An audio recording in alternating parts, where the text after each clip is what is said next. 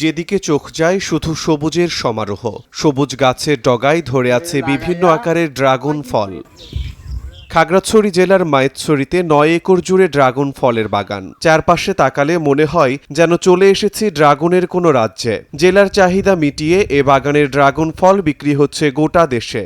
গেছে বছরে যা বিক্রি করছি আমরা ওইটা আর একটা ক্ষেতে বিনিয়োগ করছি, আমরা পুরো হিসাব টানি না। এই বছরের হিসাব আমরা একদিকে মাল আসতেছে বিক্রি করতেছি, স্টাফ বিক্রি করতেছি, আরেকদিকে প্রজেক্ট আরেকটাকে তৈরি করতেছি। তার মানে এখানে আসা যায় আর বড় ধরনের আরেকটা প্রজেক্ট করে ড্রাগন নিয়ে। এই ড্রাগন নিয়ে বড় প্রজেক্ট করতে যে আমরা হিসাবটা ক্লোজ করে নেই, লাভ তো অবশ্যই থাকবে। শুধুমাত্র জৈব সার ব্যবহার করেই ভালো ফলন পাওয়া যায় এই ফলের, তাই খরচ মিটিয়ে ভালো লাভ থাকছে বলে জানান বাগানে কর্মরত কৃষকরা। আমি এখানে সার্ভে করতেছি আজকে 6টা বছর, 450 থেকে 500-600 পর্যন্ত দৈনিক বেতন পাই ডেলি। এখন 6টা বছর, এখন 600 টাকা রানিং চলে। এই টাকা দিয়ে আমি সংসার চালাই। রাজমেসিরা হাং করতাম, হাঙ্গরের পরে এটি বালানা রাজমেসিরা আমার টাকা পয়সা এর দিকে কন্ডাক্টার মারি লই জায়গা, আর দিকে চলতেই পারি না আমি। আইয়ে এদিকে ড্রাগন বাগানে হাঁস গড়েছি আমি 4 বছর লইতে এদিকে হাঁস গড়ি আমি।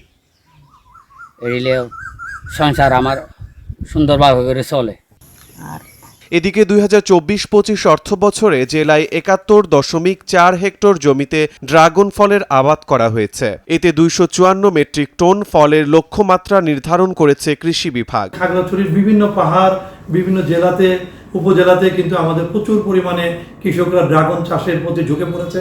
কারণ প্রধানতম কারণ হচ্ছে ড্রাগনের তারা ভালো দাম পাচ্ছে। তবে আমরা কৃষি বিভাগ বিভিন্ন কারিগরি সহযোগিতা আমাদের বাগানে যারা ড্রাগন ফ্রুটের বাগান করতে চায় তাদেরকে আমরা দিয়ে যাচ্ছি।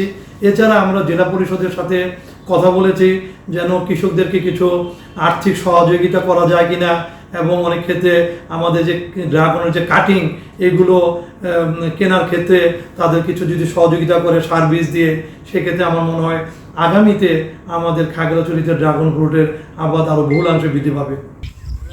2013 সালে 40টি পিলার নিয়ে শুরু করলেও বর্তমানে বাগানটিতে 4000 পিলারে 12,000 ড্রাগন গাছ রয়েছে। প্রতি মাসে গড়ে 3 টন করে ড্রাগন ফল সংগ্রহ করা হয় শুধুমাত্র এই বাগান থেকে। সময় সংবাদ, খাগড়াছড়ি।